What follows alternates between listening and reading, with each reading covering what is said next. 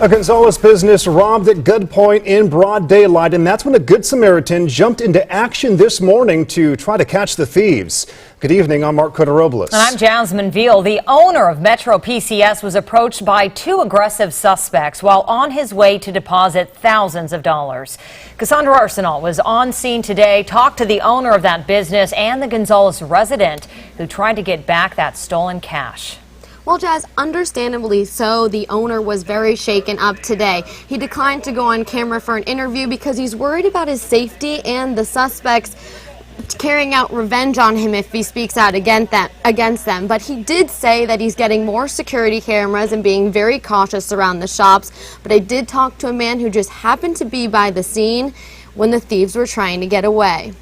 Help, yeah, call 911, call the police, I'm getting robbed. Those same screams for help from the owner prompted Henry Martinez to jump into action, or in this case, into a full sprint. Two guys started running with a bag of money, so we started chasing them down, cutting through the alley, and then next thing you know, they started shooting.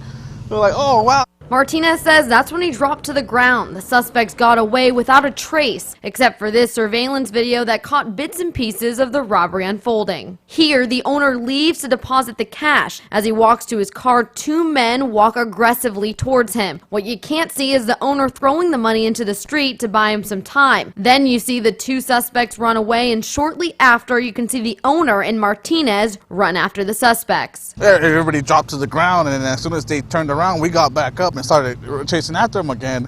Then they jumped into the car. The thieves apparently got away with thousands of dollars. Police are working leads to find the robbers, but in the meantime, they don't suggest following Martinez's lead. We would rather you just provide the information you can on what you see. Don't try to end up being a hero in it, because if you do, there's some real tragedies that can happen from stuff like that. Luckily, Martinez only ended up with a few scrapes and bruises. For that town, I was just completely shocked. And as for his actions, he'll tell you they were pure instinct.